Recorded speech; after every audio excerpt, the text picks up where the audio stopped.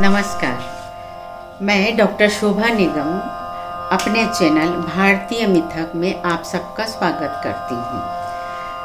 इसमें हम अपने महान ग्रंथ रामायण और महाभारत की मिथकीय कथाओं पर विचार कर रहे हैं। आज का विषय है रमणीय राम, जिन्हें वाल्मीकि ने रामो विग्रहवान धर्मः कहा है, अर्थात धर्म का मूर्तिमान स्वरूप कहा है। पर पहले हम रामायण शब्द पर विचार करते हैं। रामायण शब्द दो शब्दों से बना है, राम और अयन। अयन का अर्थ होता है गमन अथवा अभियान। यह अभियान व्यक्ति की क्रियाओं में झलकता है और उसी से उसके चरित्र का निर्माण होता है और हमें उसके चरित्र के विषय में पता चलता है। तो रामायण राम के चरित्र को बताने वाला महान ग्रंथ है। राम का चरित्र राम शब्द के अर्थ से भी प्रकट होता है। राम शब्द रम कर्तरी इति रामः, अर्थात जो आनंद देने वाला है, सुख देने वाला है, हर्ष प्रदायक है, मनोहर है, वह राम है। तुलसीदास के शब्दों में जो आनंद सिंधु सुख राशि, सीकर से त्रैलोक उपासी, सो सुख धाम राम असनामा, अखिल लोकदायक विश्रामा। अर्थात जो आनंद के सिंधु है, सुख की राशि है, जो अखिल लोक को आराम देने वाले हैं, जिनके एक कण से तीनों लोक सुखी होते हैं, उनका नाम राम है। तुलसी ने मानस में राम के नामकरण के समय गुरु वशिष्ठ द्वारा राम का यही सुंदर अर्थ बताया है।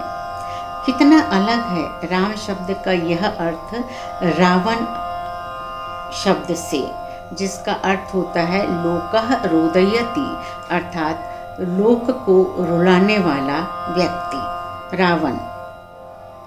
खैर, अभी बात हम राम की करते हैं। तो यह राम है अयोध्या नरेश के ज्येष्ठ कुमार। आर्यावर्त के महान राज्यों में एक राज्य था उत्तर कोसल, जिसकी राजधानी थी अयोध्या। यहाँ के नरेश थे सूर्यवंशी महाराज दशरथ। इन्हीं के यशस्वी पुत्र राम का चरित्र, या कहिए उनके जीवन का अभियान इतना उत्कृष्ट था कि वाल्मीकि के ग्रंथ रामायण के वे महानायक बने, और ऐसे बने कि काल ने अपने स्वभाव के विपरीत जाकर उन्हें अमर कर दिया। वैसे वाल्मीकि के राम पुरुषोत्तम हैं, अर्थात श्रेष्ठतम पुरुष है, जबकि परवर्ती अनेक राम काव्यों ने उन्हें परब्रह्म का अवतार माना और धीरे धीरे वे हिंदुओं के पूज्य बन गए, जिनका जन्म ही साधु नाम परित्राणाय एवं विनाशाय च दुष्कृताम हुआ था। यही तो भारतीय मानस की खूबी है। इंद्र, सूर्य, पवन, अग्नि आदि केवल देवता रहे, किंतु परब्रह्म के पूर्णावतार की पदवी पाई एक मानव ने, राम ने। इसमें महत्वपूर्ण बात यह है कि यह पद राम ने अपने श्रेष्ठ दिव्य गुणों के कारण पाया था। वस्तुतः राम कथा का उद्देश्य राम के इन्हीं श्रेष्ठ दिव्य गुणों का गायन है, जिनका अनुकरण कर मानव पशुत्व से ऊपर उठकर देवत्व की ओर बढ़ सकता है, पुरुषोत्तम बन सकता है। वाल्मीकि को राम के इस अयन का संक्षेप में कथा नारद जी ने बताई थी। ऐसे वाल्मीकि रामायण के प्रारंभ में ही बालकांड में लिखा है। कथा है कि एक बार महर्षि वाल्मीकि नारद से यह जिज्ञासा भरा प्रश्न करते हैं कि इस संसार में कौन सर्वाधिक गुणवान, वीर्यवान, धर्मज्ञ, कृतज्ञ, सत्यवक्ता और दृढ़ प्रतिज्ञ है। कौन है जो सदाचारी है, समस्त प्राणियों का हितैषी, विद्वान, अद्वितीय और प्रियदर्शी है? कौन है जो मनस्वी, मनस्वी, क्रोध को जीतने वाला, कांतिमान और किसी की निंदा नहीं करने वाला है। ऐसा कौन है जिसके रोष को देखकर संग्राम में देवता तक भयभीत हो जाते हैं? तब नारद वाल्मीकि को बताते हैं कि ऐसा व्यक्ति जिसमें आपके द्वारा पूछे गए दुर्लभ गुण एक साथ विद्यमान हो, इस धरती पर एक ही है, और वह है सूर्यवंशी राजा दशरथ के नंदन अयोध्या नरेश, जो रामो नाम जनैः श्रुत अर्थात राम के नाम से सारे लोक में विख्यात है। वे मनस्वी, वीर्यवान, कांतिमान, धैर्यवान एवं जितेंद्रिय है। आगे नारद विस्तार से राम के गुणों को बताते हैं। राम बुद्धिमान, नीतिमान, कुशल वक्ता, श्रीयुक्त तथा शत्रुघ्न है। वे प्रियदर्शी है। वे धर्मज्ञ एवं प्रजापालक है।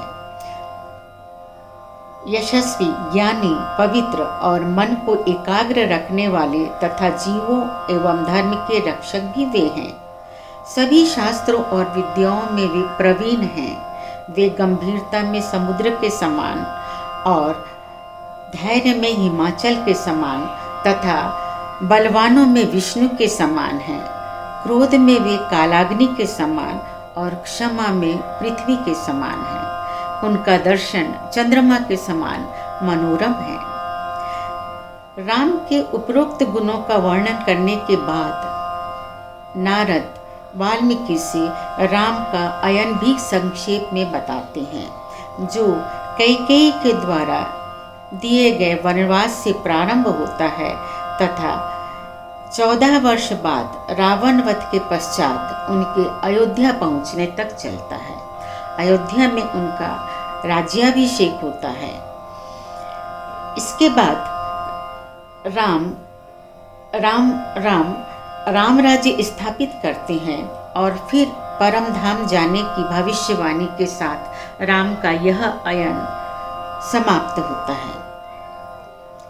इस कथा की समाप्ति के कुछ काल बाद ही स्नान करने का मन लिए तमसा नदी की ओर गए मुनि के सामने निषाद द्वारा क्रौंच युगल में से एक का वध होता है। अपने प्रिय के वध से दुखी क्रौंची का विलाप सुन वाल्मीकि दर्द से इतने भर जाते हैं कि उनके मुख से अचानक ही क्रौंच के हत्यारे के लिए निकल जाता है, मां निषाद प्रतिष्ठात्वम।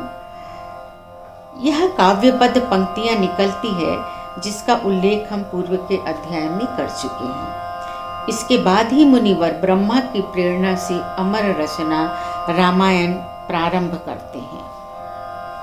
आशा है यह आलेख आपको पसंद आया हो। कृपया लाइक एवं सब्सक्राइब अवश्य करें। धन्यवाद। नमस्कार।